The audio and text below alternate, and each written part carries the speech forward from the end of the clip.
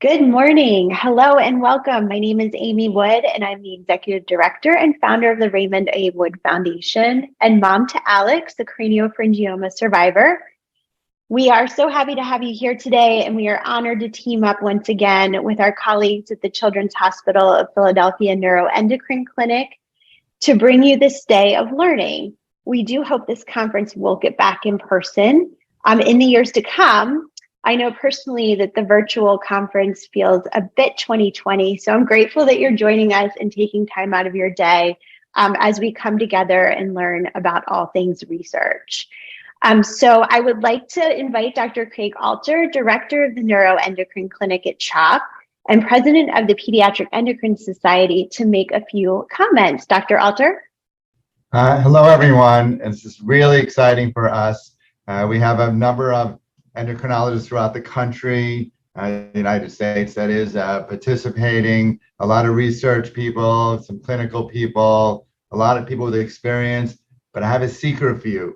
So the secret is that we as clinicians learn a lot from setting up this program, helping with this program, and hearing your questions.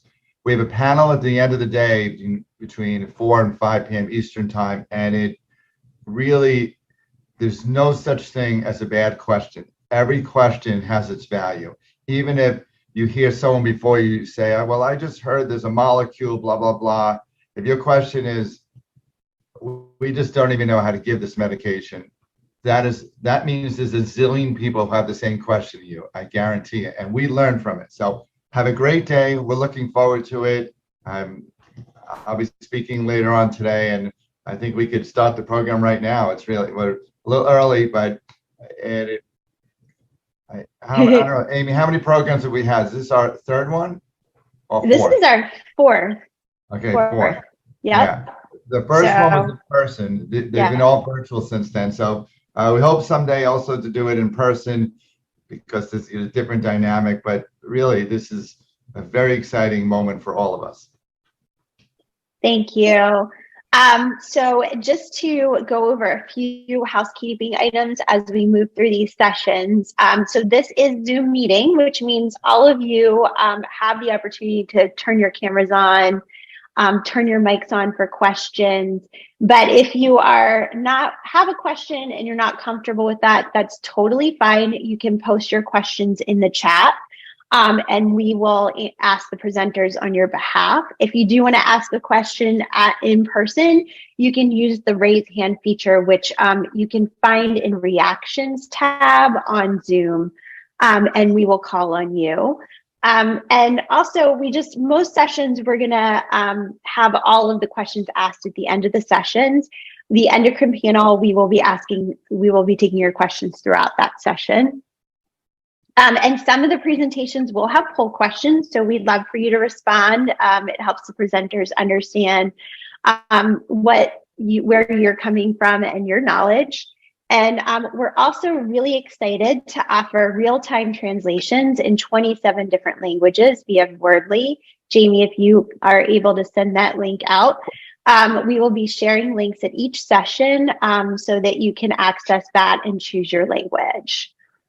With that said, I am going to toss this over to Marcy Sirota. I'm one of our board members and mom to Jake, who is a craniopharyngioma survivor, and she is going to kick off our first session.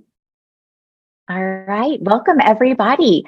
So I'd like to introduce our first speaker.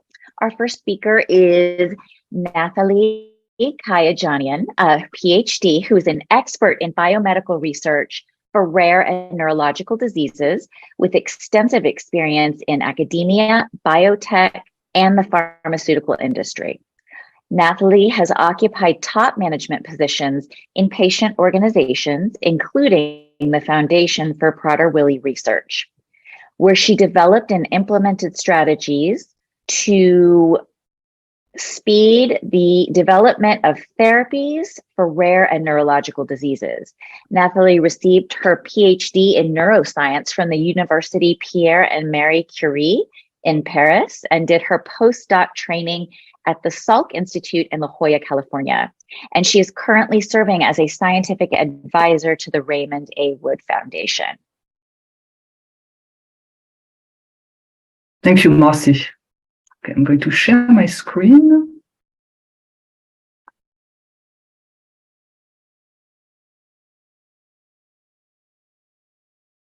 Morning, everyone. I'm really delighted to be here today, and I'm going to talk, if I can put my slides on, about the drug development process.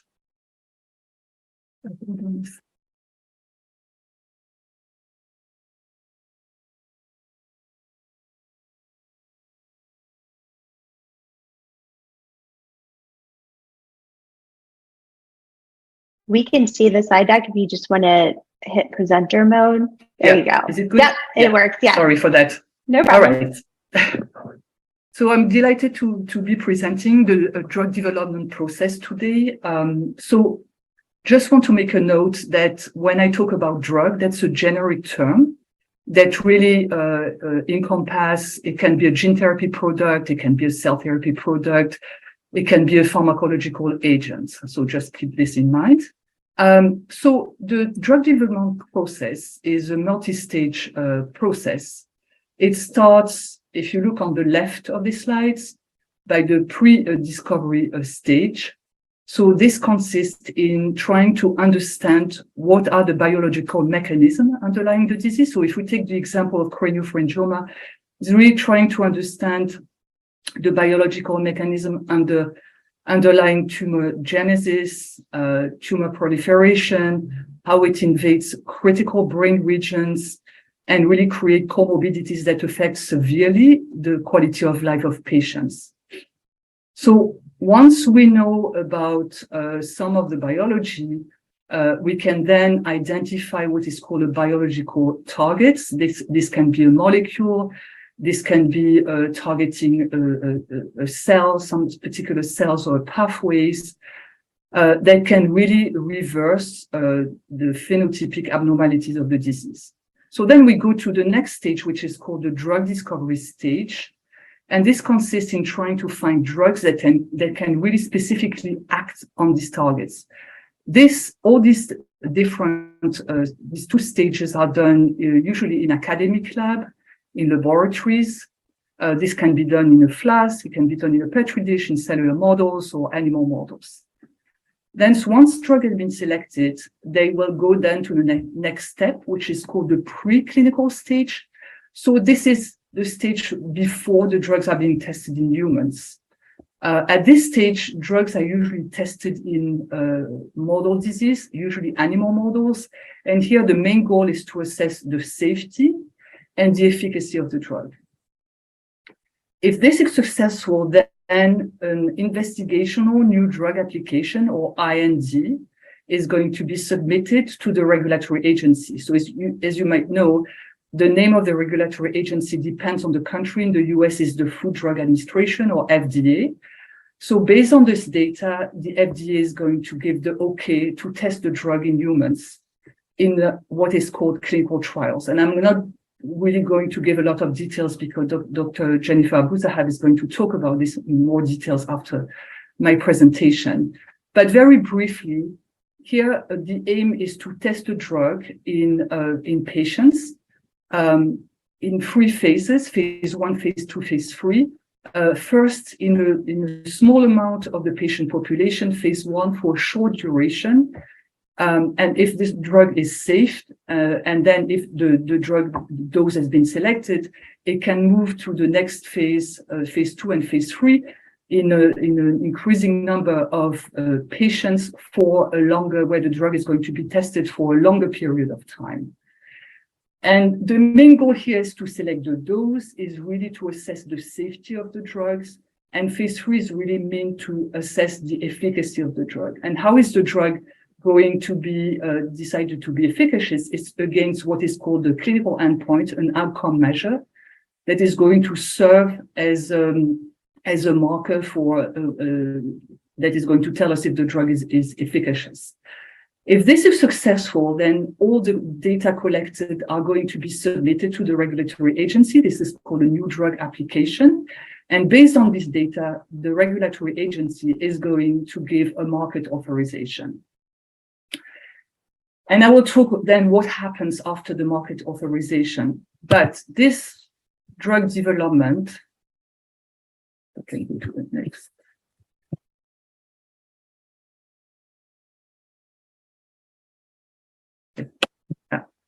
The drug development is very long. It takes 10 to 15 years to bring a new drug to the market, and half of this time is taken up by running clinical trials. It's a very costly process. It costs more than $1.3 billion to develop a new drug. This is usually estimated for common disorder. It's a little bit less expensive for rare disorders, about 70% of this price. But nevertheless, it's very expensive. And this includes also, drug that will fail along the process. And 50% of this cost is associated with the cost of running clinical trials.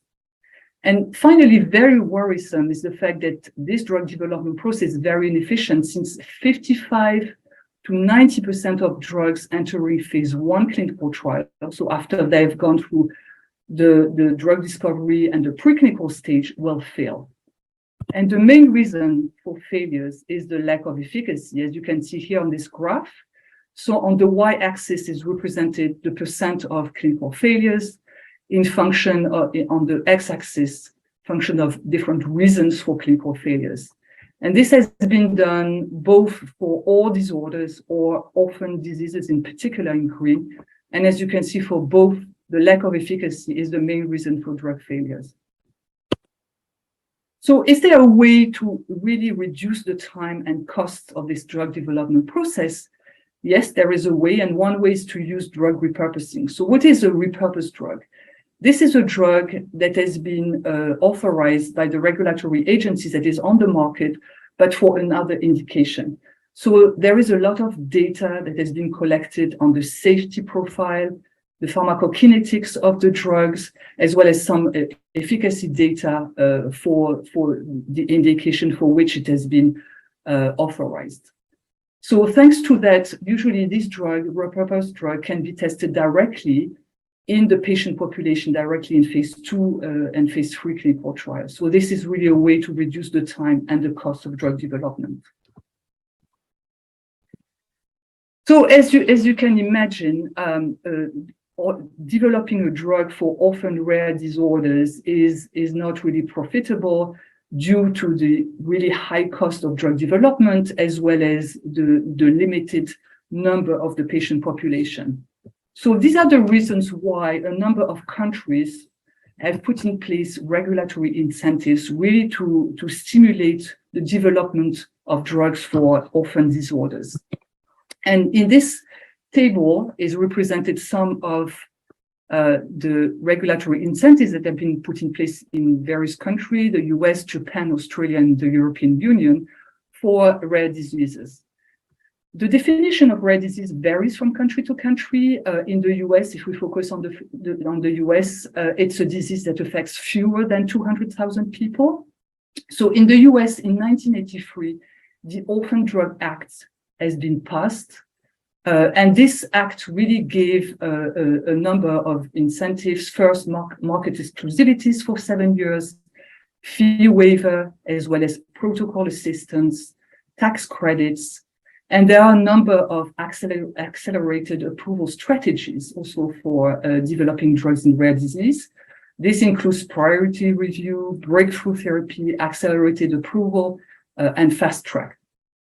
And this has been shown to really significantly also reduce the drug development time for rare disorders.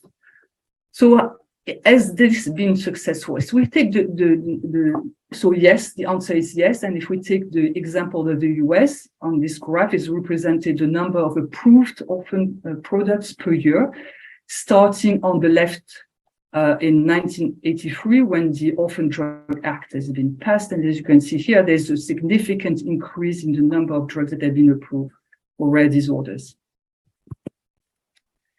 As I mentioned earlier, regulatory approval is not the end of the journey leading to patient access to a new drug. So following the market authorization is a period that is called the post-marketing period. And this post-marketing period is composed of 3 different phases: the post-marketing surveillance, drug price and reimbursement, and patient access to the drug. So why there's a post-marketing period? Sorry, because it seems I have some problems moving on with my slides. Okay. So the market authorization of the drug is really based on the data that have been collected during clinical trials. It's really extrapolating the conditions in clinical trials, extrapolating and making a generalization to the entire patient population. But clinical trials enroll a small number of the patient subpopulation. In addition, the drug is being tested for short duration, even though there is an increase in the time during the period during which the drug is being tested from phase 1 to phase 3. Still, this is very different from often a lifelong treatment. Clinical trials represent also atypical settings. This is not the real world settings. In addition, there is an underrepresentation of certain subgroups in most clinical trials. There's a lack of ethnic diversity, a lack of age diversity, and also comorbidities that are not always represented. So really, clinical trials is really measuring what is called clinical efficacy. And this is based on the outcome measure, on the clinical endpoint that has been used, and that decides the effectiveness of the drug, the efficacy of the drug, versus what we call the effectiveness. And this is what the post-marketing period is going to try to answer. Does the drug has a real effect on the quality of life of patient? Is it better than standards of care? So the first period in post-marketing period is called the post-marketing surveillance, or phase 4 clinical trials. That's really a phase where the regulatory agencies is going really to be very attentive to. It's a period during which the drug safety is being assessed in the real-world setting for a longer period of time. It's called also pharmacovigilance. It's a time during which new products are being compared with the standards of care. It's a time where clinical guidelines can be updated with a new product. All this comply with regulatory requirements. This could lead to product information changes up to withdrawal of the drug. The second phase of the post-marketing period, which is the most difficult to understand, where we have, which is the less transparent, I would say, is how the price of the drug is being determined and how drugs are being reimbursed. And this really varies from country to country. So I'm going to try to simplify this. So everybody would admit that the price of health technology, that includes drug, medical device, service of procedures, should reflect their benefit to patients. So health technology assessment, or HTA, has been put in place in a number of countries to provide a framework to determine whether prices of health intervention, including drugs, reflect their benefits to patients. So the US doesn't have a national health technology assessment program, but it has an organization called the Institute for Clinical and Economic Review, ICER, that really provides recommendations about the clinic and does a clinical and economic assessment of new drugs.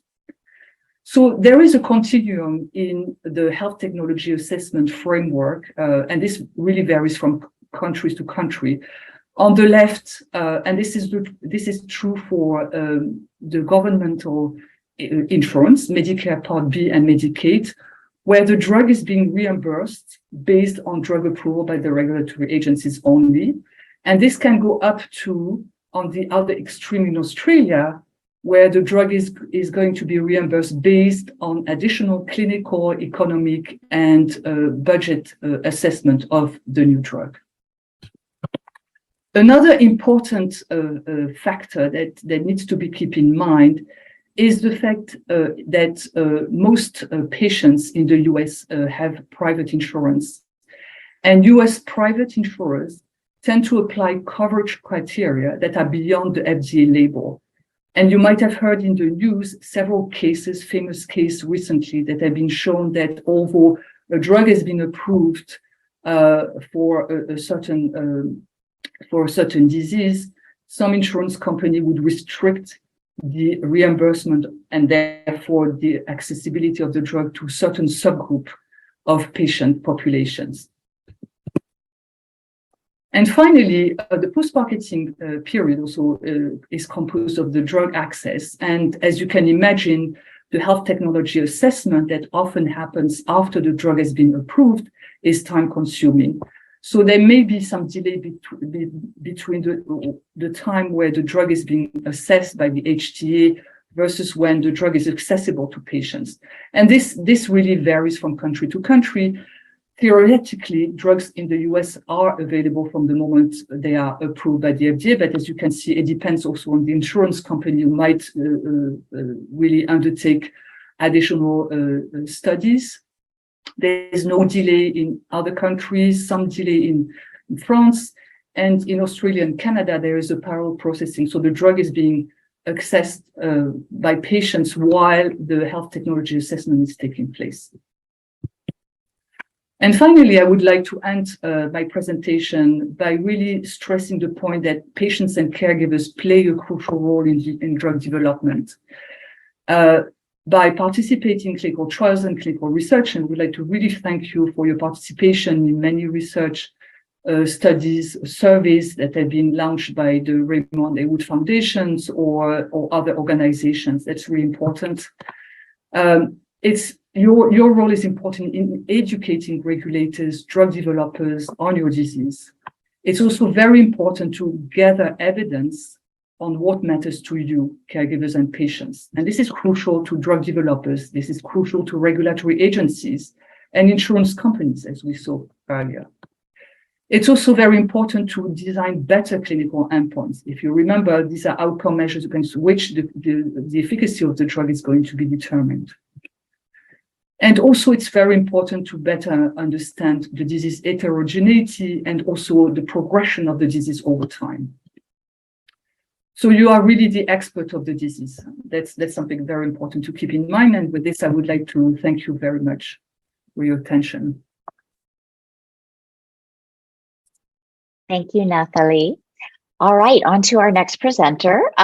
Next, we have Dr. Jennifer Abuzzahab, who is the Endocrine and Diabetes Research Director at the McNeely Pediatric Diabetes Center and Endocrine Clinic at Children's Minnesota. She completed her pediatric residency at Nationwide Children's in Columbus, Ohio, and pediatric endocrine fellowship at Cincinnati Children's Hospital Medical Center.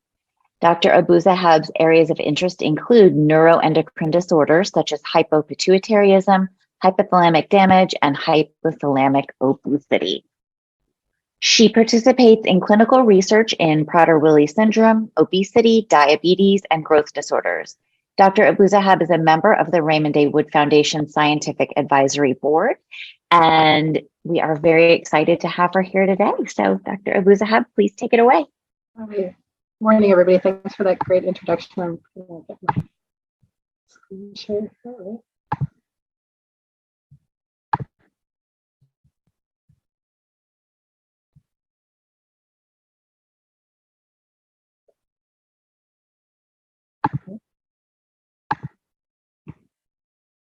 Hoping it's all good, right? So this is really just to go over the basics of research studies, just so everybody gets a little bit better understanding of what they are. I have some disclaimers just to keep my hospital lawyers super happy, and disclosures that I do have research support from a variety of pharmaceutical corporations. I have a couple poll questions just to start with, just to sort of get a feel for who I'm talking to and how knowledgeable the audience is about research studies and whether they've participated in the past. And as we're getting the poll questions up, I think I'll disclose I have been in a research study, and I've had my kids in, I enrolled my kids in the vaccine research study at the start of COVID.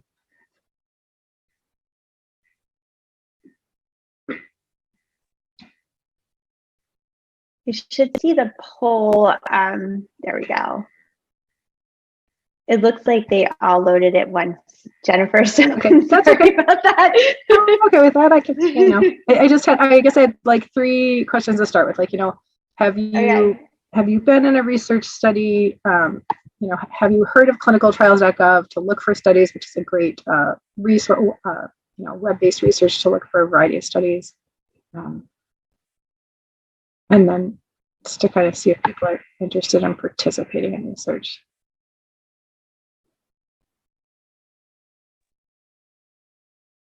Looks like we have. I think you get to select the responses and then submit it, right? And yeah. then, Yep.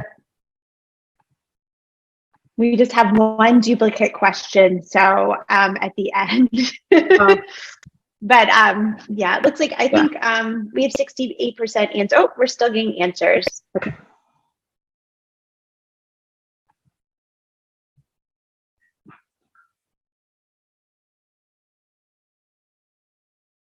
Again, if you see the poll question on your screen, go ahead and answer it. We'll give everyone just a few more seconds. Yeah.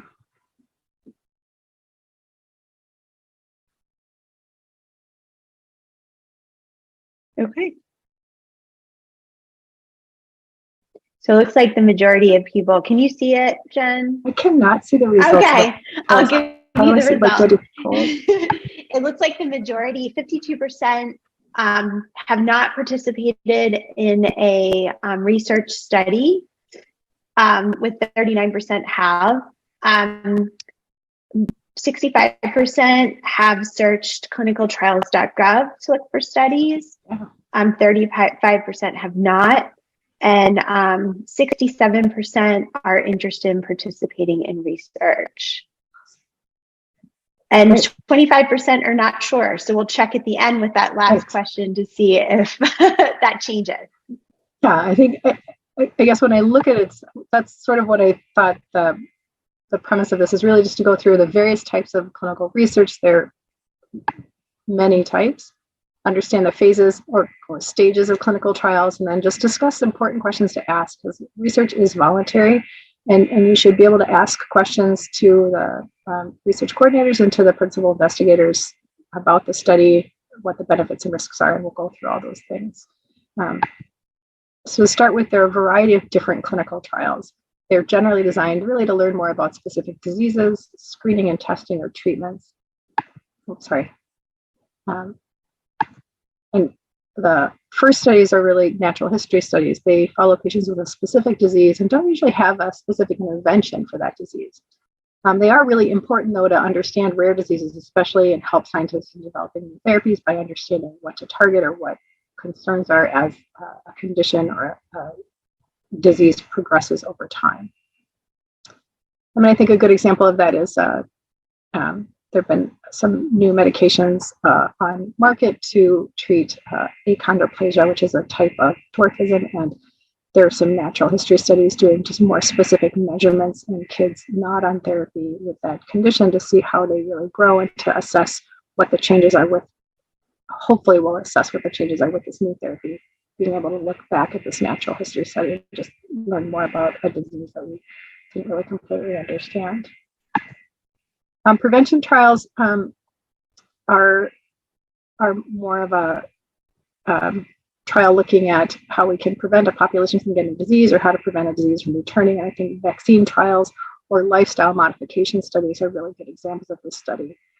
Every year, for example, we look at how effective the flu vaccine is against preventing the flu in populations across the world, and then adjust the vaccine for the next year, based on what type of flu was around the year previously, to kind of make a guess and try to stay one step ahead of the virus. And COVID trials or vaccine studies are getting to this now because safety and efficacy studies were completed, and now we're looking more at, is it effective at preventing serious disease from that virus.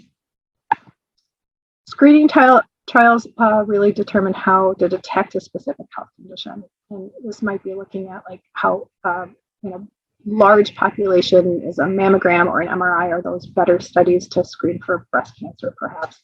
And they need to consider like the target population, which tests are going to be compared, and how the screening test results will either detect earlier, and can that alter therapy and influence the natural history of the disease. So it's a more complex type of trial.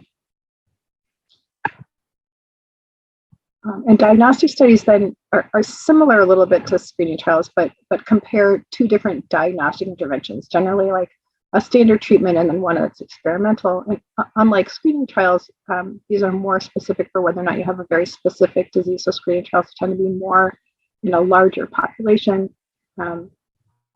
to look for a specific disease. Diagnostic trials are more for someone in whom you suspect that condition or suspect that underlying disease state, and then determine if there's a better test than the gold standard. And I think maybe an example would be like looking at a new blood marker for celiac disease which is an allergy to wheat protein, versus the gold standard, which is doing a biopsy of the intestines, and to see if that blood marker is then as accurate as the biopsy diagnosing celiac disease. We move on to treatment trials, which are kind of the types of trials I think that most people are, certainly that I tend to think of most when I think about research. And again, this is usually testing a type of new treatment or medication against either a gold standard, or for some situations where there's no medication for some orphan diseases, just a new treatment medication versus no medication. And these have endpoints or goals of the study to see what the benefit of that medication is. Sometimes they're listed as non-inferiority studies, which is then comparing one type of medication to the standard and showing that it's non-inferior or at least as good as the standard control. And I think one good example of a non-inferiority study is some of the new studies that are going on regarding daily versus weekly growth hormone, to see if the weekly growth hormone is non-inferior or at least as good as. I don't really like that medical term non-inferiority, but if the weekly growth hormone is as good as or not inferior to daily growth hormone, which would be the gold standard for treatment in growth hormone deficiency. Well, often these studies are placebo-controlled and blinded, so that neither the investigator or the people participating in the research study know what they're getting. And then sometimes there's something called an open label extension. My example of that would be the vaccine study that my children were in. The first part of the study was placebo-controlled, and then after a year, they were able to get the vaccine as part of an open label extension, and that works with some medication trials as well.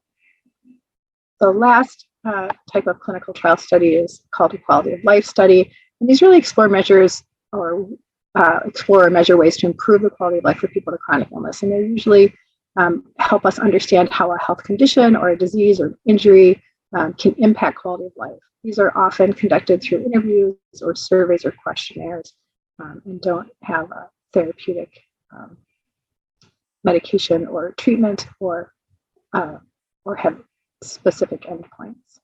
I was going to go through more about the treatment trials. I know that Nathalie did a great job talking about the drug development process, and this is just, again, a brief overview of the type of treatment trials in just a little bit more detail. They're conducted in this series of steps that we call phases. Each phase has a different purpose and helps researchers answer a different question. Phase 1 studies are really focused on safety and what the right route or dose could be. They're generally tested in people without the condition. And for large studies are in maybe like 20 to 80 people, but for small or rare diseases are really only in 10 to 20 patients. And it's just to learn really about safety and identify this, the major side effects of the medication. Once it's passed through phase 1 on usually, again, healthy volunteers, it moves to something called a phase 2 trial, where the new drug or treatment is given to a larger group of people, usually like 10 to 50 people for rare disease studies, and often as many as 100 or 300 people for adult. I think since I'm a pediatrician, I always am surprised by some of the adult drug studies, especially for things that are very common in adults, like new blood pressure medications or new cholesterol lowering medications, where there are 300 patients in the phase 2 trial and 4,000 patients in the phase 3 trial. This is something that we just don't see in pediatrics and certainly don't see in rare diseases. So again, this would be in a smaller group of people, but people who have the specific disease that we're concerned about or trying to test this treatment in. It's looking more in the safety profile and side effects, a little bit more in the dose or what a good dose for that population is. It's sometimes called a pilot study. So when you're talking about that with your researcher, that might be another name for the phase 2 study. Once phase 2 studies are completed, or proof of concept or pilot studies, and we show that the drug is effective in that population and still safe, then it moves on to phase 3. This now has usually an established dose, and we'll test this established dose in a larger population with that disease or that condition that we're concerned about. Again, for rare diseases, it's usually 100 to 300 people. And this will monitor side effects, compare it sometimes with the standard or similar treatment, which would be the placebo-controlled portion or non-inferiority portion, and collect information that will allow the new drug or the NDA then to be submitted to the FDA. Phase 4 studies that are after the NDA has been submitted and after the FDA or in Europe, the EU has approved that medication. It's a post-marketing study and looks more at the long-term benefits, the safety and side effects, and sometimes the economic consequences or economic burden of that therapy, as well as benefits of the therapy on the disease and the condition being treated. And with that overview, then I think that the next step I wanted to go over is like, why do we want to participate, or why would you be interested in participating or having your loved one participate in a research study? And the big ones are to help advance science. It's a chance to find better treatments. From a personal standpoint, sometimes it gives you the ability to receive the newest treatment earlier, or at least test the newest treatment earlier. Sometimes it is a placebo-controlled study, so sometimes during the main portion of the study, you don't know if you or your loved one will be getting the medication or the treatment that's offered. Often especially with rare drugs and rare disease studies, there's something called an open label extension. So after you've completed this 6-month or 1 year, whatever portion of the study that's placebo-controlled, you then have the opportunity to have you or your loved one receive the medication in an open label extension until it gets the FDA or NDA authorization from the regulatory agencies. Also, I think there's a slight benefit to getting additional support from research staff, certainly depending on the size of the institution. Sometimes you're just in a smaller group and get a little bit more access. Then there's just a lot of questions I think you should always ask about research studies. What's the safety profile of the treatment? What did we find out in phase 1 study? Now we're in a phase 2 or a phase 3. What do we know? What other procedures will be done? Are you going to be getting a lot of blood draws? Do you have to have 100 questionnaires? Will you be getting an MRI? Do you need to have a DEXA scan? What are the?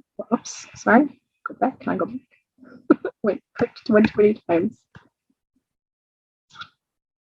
But what are those?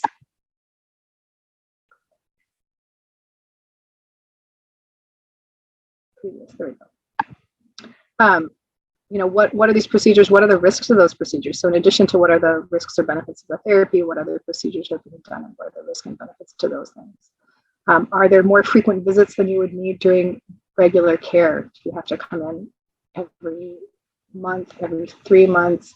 Is it hard for you to get there when you'd be missing a lot of school or work to get to these visits?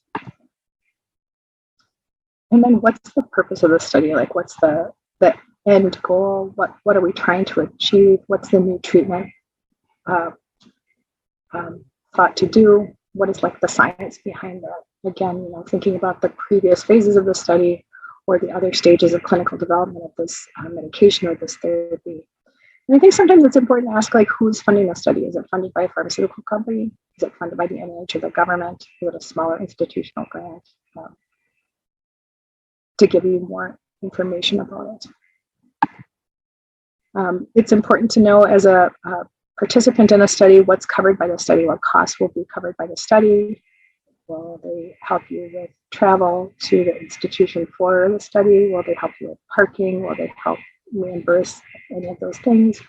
Or all the visits and the drug tests and the medications or therapies? And also asking about who has approved or reviewed it. Is there one central IRB or institutional review board? Is the institutional review board of the institution that you're going to, have they approved it? And what concerns or questions do they have? It's important to know how long the study will last. Is it a 6-month study? Is it a 5-year study? Are you going to be moving in the next 5 years? And is this something that you can really commit to? And again, we always say like research is voluntary, and if in the middle of the study you don't want to be part of it, or it seems like it's not beneficial for you, you can always stop the study. But I think it's nice to know what commitment you're getting into from the start. And then it's also important to ask, like, how will the results of the study be shared with you? When the study's over, will you know when there are publications? Will you know if it was a double blind in the beginning? Will you eventually know whether you or your loved one got that study procedure or medication or treatment during the double blind portion? Are those things that will be released to you at the end of the study? Other things to think about specific to the medication, what are the short and long-term benefits? Again, what was measured in the previous phases of the study? What are the short and long-term risks? And how do these compare with standard treatment options?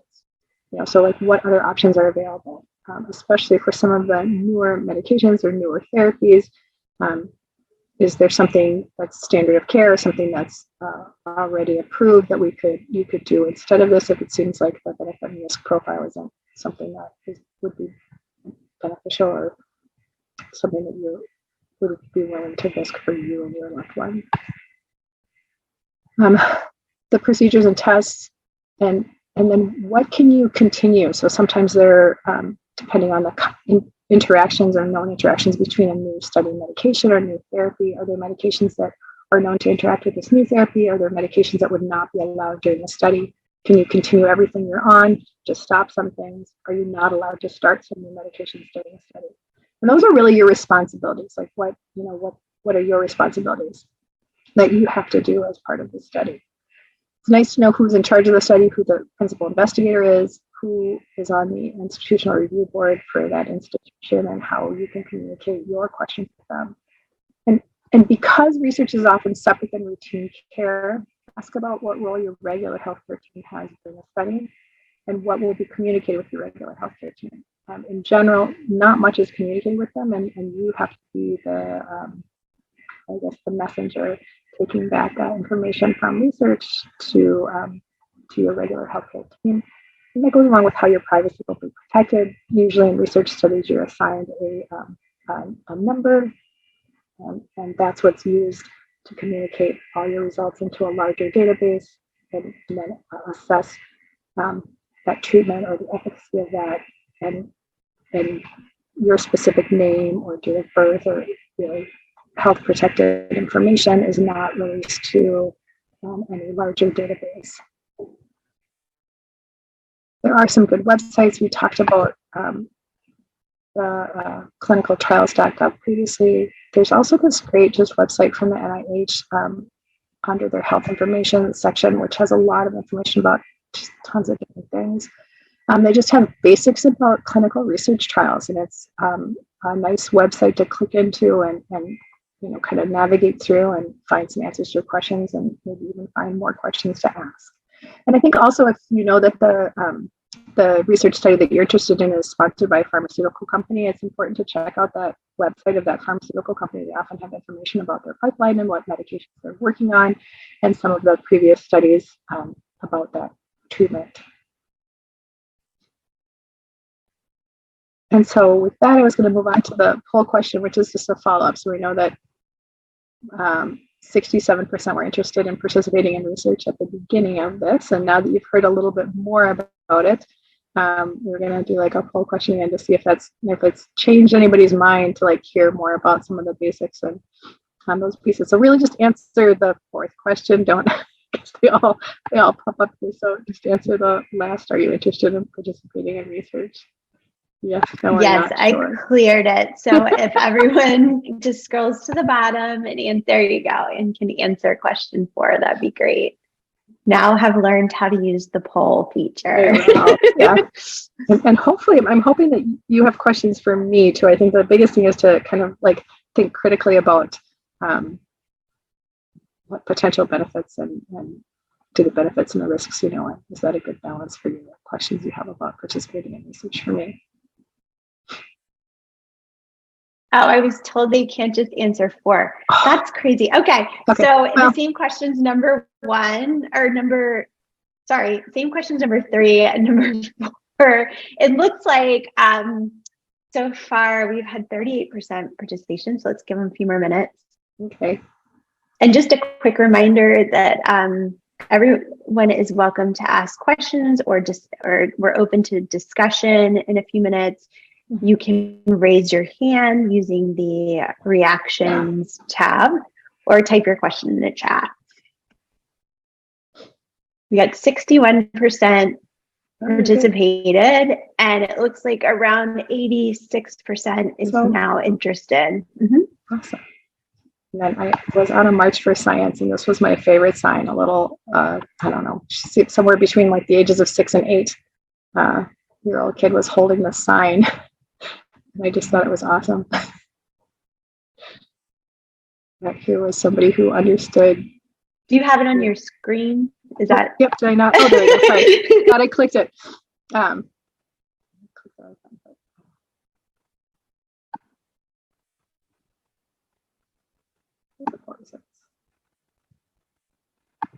So this was the sign that this little kid was wanting. What do we want? Evidence-based science. When do we want it? After peer review. It's like just marching along holding a sign. So someone who really had a pretty good understanding of the long research process.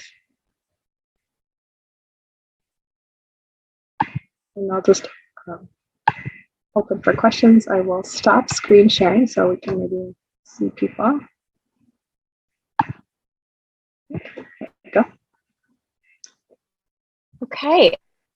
Well, I don't see any questions popping up. There's one here from just came in. I guess there's one here that says, can we assume that joining a clinical trial through a reputable institution like St. Jude would be a vetted and optimal trial to be a part of? And I would say, yes, it should have gone through, any institution really should have their own institutional review board.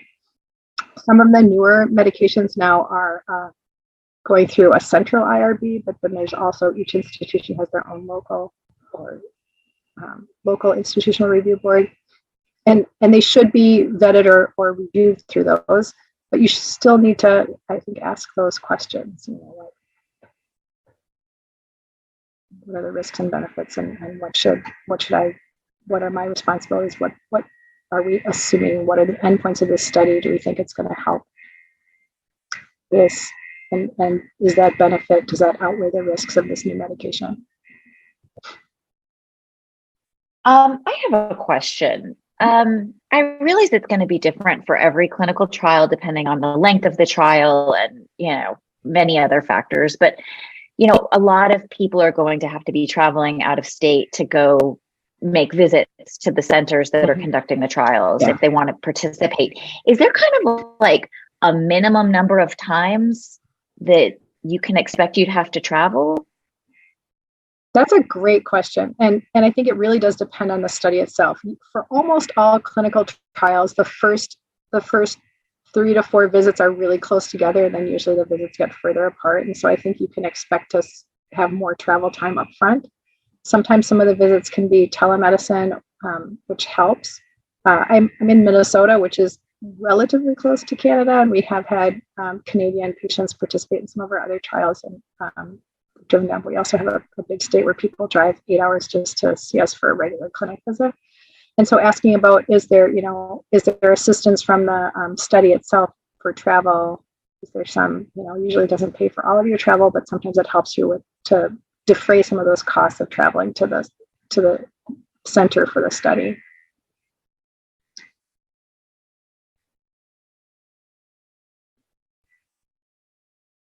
Right. Do we have any other questions? I think there's one more question here. It says, this may be somewhat off topic, but while the development of new medications and treatments are great, how can we best affect the, a new question pulled up, so it moved off my screen, so I have to scroll up. I'm sorry, I was reading it and it just went away here. So how can we best affect the electronic protocols for treating common side effects of medication? For example, hyponatremia due to desmopressin. Too many physicians end up taking desmopressin away and cause much too rapid rise in blood sodium levels itself. And I think that's again, DDAVP and diabetes insipidus is tricky. It's really tricky. I would hope that nobody ever takes it completely away for somebody who has hypopituitarism or lack of vasopressin secretion. But instead cut doses down. And I think that's probably, there are some, some people we have like go get sodium levels checked frequently. There used to be a home sodium monitor called an iStat, but I think the company has stopped making, or we've had a hard time in Minnesota, I should say, getting cartridges and getting people to still be able to use that at home. So that's a difficult thing. I don't know if I answered that question, but I think, again, like everything else, being an advocate for you and your loved one and making sure that no one's just stopping a medication abruptly, but instead adjusting the dose. Because you're right, rapid changes in sodium are no fun. And then we have another question. My son is in a clinical trial now, and a threshold for a blood transfusion is a hemoglobin of 7, had a hemoglobin of 7.5. And a transfusion did not eliminate him from the trial, so the local hospital gave him a unit of blood and helped tremendously. The question is, do you find thresholds of trials are set in the extreme to try and avoid documentation of adverse effect in the published research? Sorry. So do we find thresholds of trials are set in the extreme to try and avoid documentation of adverse event in the published research? And that is also a good question. I think especially for phase 2 studies, which are pilot or the smaller efficacy studies, I think they really, really try to have a very small, almost pure, if you want to, like a group of people with very little changes so that they really can say this proof of concept. And then as you get to phase 3 studies, usually there's less extreme thresholds and more wiggle room. But overall, they're really trying to show that their therapy is beneficial, or this therapy is beneficial. And so if they can, as much as possible, try to like decrease the amount of other noise or other things that could possibly be felt to contribute to the end benefits or to that end goal. And I think it depends on what the end goal of the study is. If this is a study looking at how we can make more red blood cells without a blood transfusion, perhaps, then they would want to try and avoid blood transfusions to show that the medication itself is beneficial, right? I hope that answered your question. Sorry. I think so. Yeah, I just had one more question. And in general, when you're participating in these clinical trials, is there any room to do any of the blood testing or imaging studies locally, or is it something that all needs to be done generally at the testing center? I'd say for most studies, they want them done at the testing center, or often the labs are drawn at the testing center and then sent to a central lab so that there's, again, less wiggle room or less noise about the results. Let's say like the normal sodium level in my lab is 135 to 145, but in your lab is 137 to 147. And so it's just that teeny tiny difference in the lab platform. So often they need to be done locally. I think for some of the studies that we've been involved in the past, sometimes there is a caveat for like one visit could be done, like a home health nurse could come out and do the weight and height and like perhaps even an EKG and draw blood and then have that shipped to a central lab. And those are great questions to ask and look at when you're looking at the protocol and the consent form. It'll tell you which visits have to be in person, which ones can be virtual or done by a home health nurse to save you some of the undue burden of traveling in, especially if it's a long distance to a center. And even if it's not a long distance, if it's just across town to take time off of work and school, sometimes is a huge burden. Yes. All right. I don't see any other questions popping up. So thank you very much, Dr. Abuzzahab. It was very, very, very helpful. And Nathalie, also, thank you very much. We are going to have